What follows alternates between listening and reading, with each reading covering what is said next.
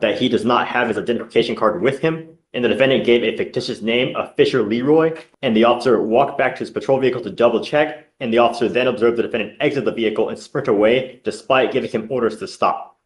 Pull a pistol from his waistband and pistol whip him with it multiple times on his head and face area, causing multiple cuts and bruises to his head and face area. As he proceeded to fall down on the ground, he continued to strike him in the head and face area with a closed fist and then stomp on him. Sir, you were charged with evading arrest or detention. On that case, you're facing up to a year in jail and or a $4,000 fine. You're also charged with failure to identify oneself to a peace officer while being a fugitive from justice. That kicks it up to a Class A, so you're also facing a year and or a $4,000 fine on those cases as well. We're going to do probable cause. You have the right to remain silent. Anything you say can and will be used against you. You have the right to have an attorney present. If you cannot afford one, one will be appointed to you, sir. Yes, Judge. On January 31st, 2025, the officer observed the defendant's vehicle run a red signal light at the 3400 block of Live Oak Street in Harris County, Texas.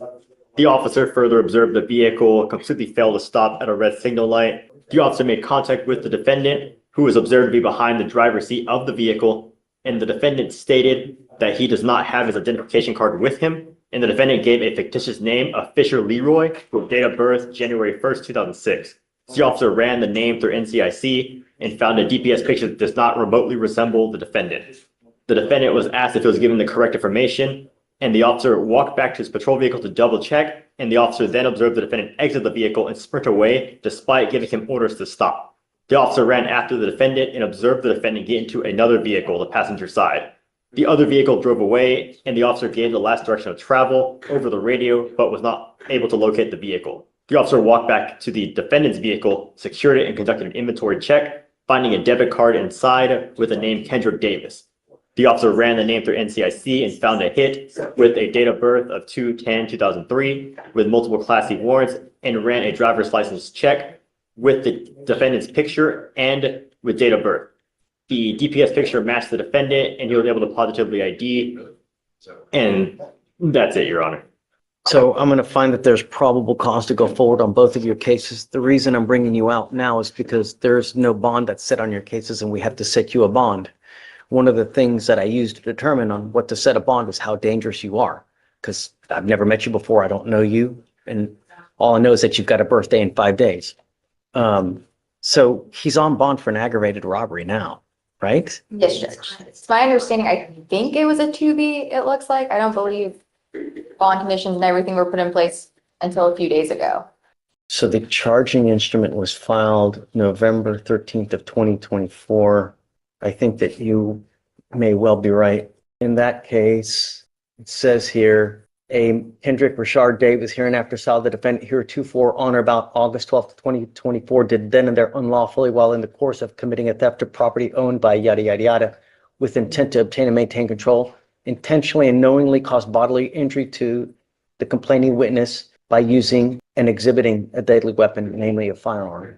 Complainant McSweeney advised that defendant Davis proceeded to pull a pistol from his waistband and pistol whip him with it multiple times on his head and face area, causing multiple cuts and bruises to his head and face area.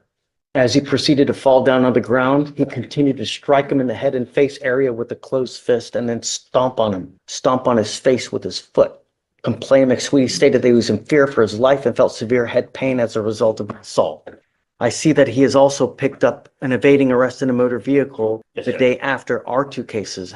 I guess that's how they caught up to him, right? They must have him, and they found him, and that's when they arrested him on that, and then got picked up on me, I believe. Okay, so what happened in that case? Is he like driving 100 miles an hour? Is he? Yes, Judge. It says that the officer observed the defendant conduct an improper turn and failed to turn into the correct designated lane. They activated their lights and sirens, and the defendant evaded at speeds of 90 to 115 miles per hour for 3.5 miles on the highways and multiple residential and business streets. Okay.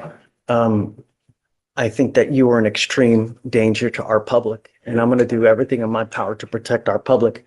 The first thing I'm going to do is I'm going to leave it with me today, promising me you're not going to drive. I don't give a rat's behind what is going on in your life. I don't care if there's a burning building. You have to say 50 kittens. If I find that you drive, I can have a contempt hearing. You can be facing an additional 6 months jail and a $500 fine every time you get into a car and drive. Do you understand? Yes, sir. I'm also putting in this affidavit that you're not supposed to be in possession of any weapons as well. If I find that you have a weapon, because I don't know if you're going to get out or not, and because these cases, because of the nature of the aggravated robbery, because of the nature of this one, I'm making his bonds high, I'm going to set them at 20,000 each. So can I make an argument? Yes, Okay. absolutely. you, Judge. I don't want to get ahead of myself, please. Yes. So I was appointed to Mr. Davis this morning. I was able to talk to him a little bit in the holdover. We are requesting PR bonds for both of the cases. He's 22 years old. He's 21 years old. He's lived in Houston his whole life. He has a lot of family in Houston, his grandparents, mom, daughter, and siblings. Prior to being in custody, he was working at Builders First Source for around a month. Mr. Davis also lives with his grandfather who has cancer. Mr. Davis is his caretaker, is my understanding. Mr. Davis has no savings and was found to be indigent by the court, so we are requesting a PR bond. I think that he is just a complete danger to our public. I can't possibly give him a PR bond due to the nature of both of the charges that you are facing now. I think that you're a flight risk. You've done everything in your power to evade capture.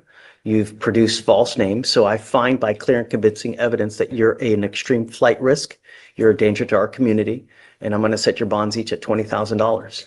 I don't know if you're going to be able to post bonds, but and I'm going to order you to obtain a GPS monitor on your ankle. Like I said, you will be signing an affidavit with me today, promising me you're not to be in possession of any weapons and not to drive any vehicle whatsoever for any reason.